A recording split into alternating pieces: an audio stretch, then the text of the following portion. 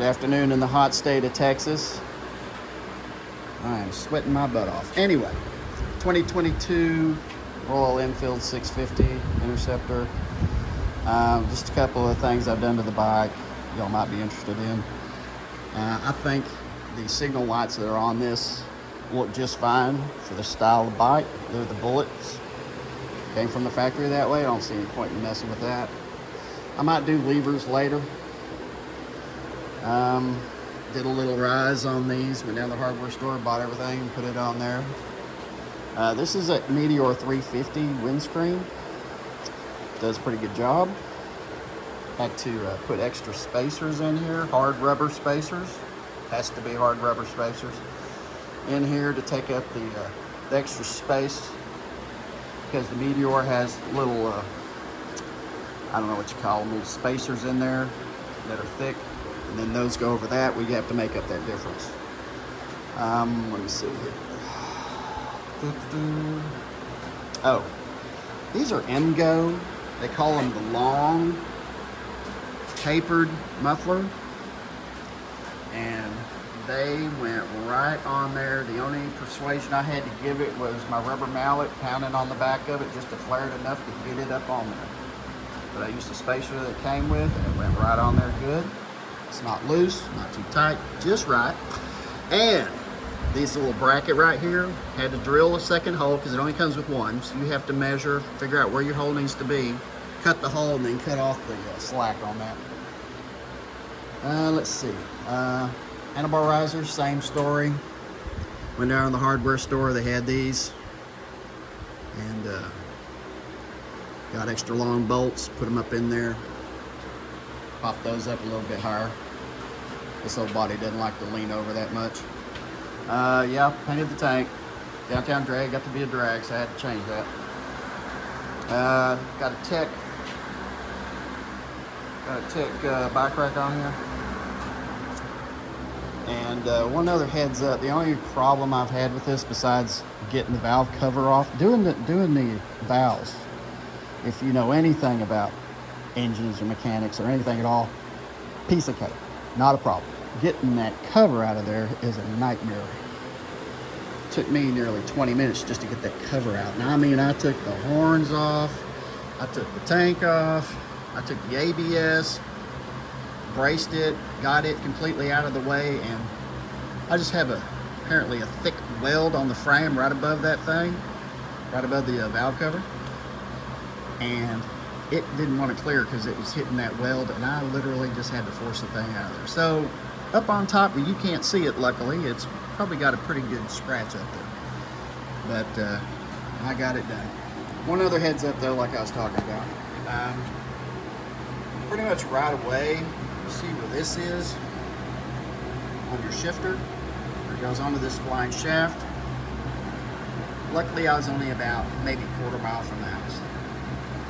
And I went to shift into second gear, kept popping the lever, and it wouldn't shift. And it would kind of like act like it wanted to get into gear, and then it would pop out, and I'm like, oh crap, what's going on with this bike? It's brand new, what's going on? So what had happened is this had slipped on this shaft, on the spline, and it was banging up into the bottom of this case. And I got home, looked at it, and I finally figured that out. So I loosened this up. Now when I put my Allen wrench on there to loosen that up, I mean, I barely had to touch it for that bolt to loosen up and come right off. So it was not tight from the factory at all. So pulled it off, moved it down a couple of notches, put it back on there, put the bolt back in. It's working fine now. But if it does it again, I'm going to put some Loctite on it, try it again. As far as the, here's a look at the other side where it joined up on the MGO. Long, tapered. Sound really good too. I guess I'll have to let y'all listen to it. Hold on a second. Let me see. Let me slip it into neutral real quick.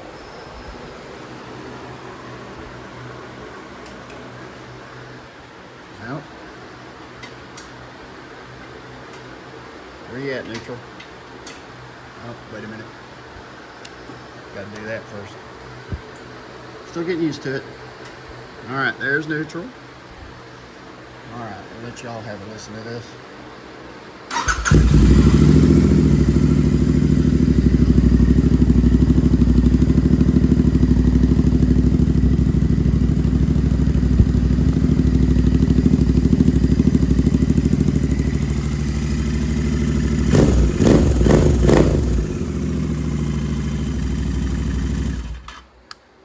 Now, if you don't like that sound, there's something wrong with you. I will tell you this though. When I was putting it on, there's not a whole lot in there. I mean, it's pretty much a clean shot. It's just got a small little piece of metal across the middle of it just to kind of act as a baffle, I guess. And what I did is I took some, let me see, do I have it around here somewhere? Nah, it must be in the garage. Okay, I took some 1/4 inch wire screen, cut it to fit, you know, in this section right here that's wide open, nothing in there. Took some wire screen, cut it to where it would fit in there, and I cut it lengthwise so I could roll it up into a roll. Put it up in there to kind of act as an extra baffling to kind of knock the sound down a little bit. And I don't know if that's what did it, but that has a really good tone. Nice, low, growly tone to it. And these things only cost me 55 bucks a piece. 110 bucks for both. Okay, you cannot beat that. And then I don't know if I mentioned this before, but this weird looking place on the header pipe right here, believe it or not, you know, the big bazookas is what I call them that this thing comes with. It's got baffling in there, and it's got a catalytic converter up in the very front of it, right in here. Did you know that in here, in this section here with this little extra little heat shield or whatever this is right here, there is another catalytic converter in there. So each one of these pipes has a catalytic converter here and another one in the original muffler up in here, which I'm like, I don't know why you need two, but anyway. So I lost this one, but I'm, you know, and I was kind of worried about it. You know, I was like, well, state inspection, they really don't do smog tests out here where I'm at, but you know, if I was able to move into Dallas or something, you know, where I'd have to take it in and get a smog check on, I might get in trouble. But I'm thinking, you know what, it's still got the one catalytic converter on there. The second one's probably just for E5. We don't have E5 in Texas, so I think I'm in good shape. Don't have to have anything to worry about with that. You'll have to excuse my Texas talk. Now, I did opt for the Royal Enfield touring seat. Now they do have a new one out that's called a dual, what do they call it? A dual something, dual purpose, dual person touring seat. It's their latest and greatest one. I can't really see that much of a difference, except this one's pretty much flat. That new one that they've come out with, it starts out like this, and then it has a little flat bump, and then it's true flat. It's not tapering off at the back, so if you have a pillion, they're going to feel like they're sliding off the back all the time. So it does have a low spot and then a higher spot for the pillion, which if I hadn't already gotten this, I'd probably get that. Might be worth looking into. Other than that, I think that's it. I'll probably had enough of my talk. So, but yeah. The last thing I've done, though, is the windshield, and it's working out real nice. So, it takes some mods, though. You better get ready to be a handy kind of guy if you're going to do that, though, because this isn't something just throw it on there and bolt it together and it's going to be perfect. You're going to have to modify some things, especially where these guys right here, especially with this clamp, it gets extremely close to the tank.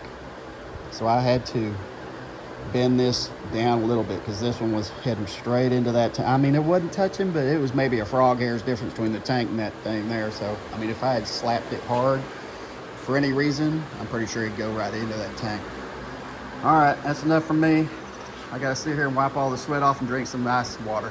So all right, peace. Y'all have fun.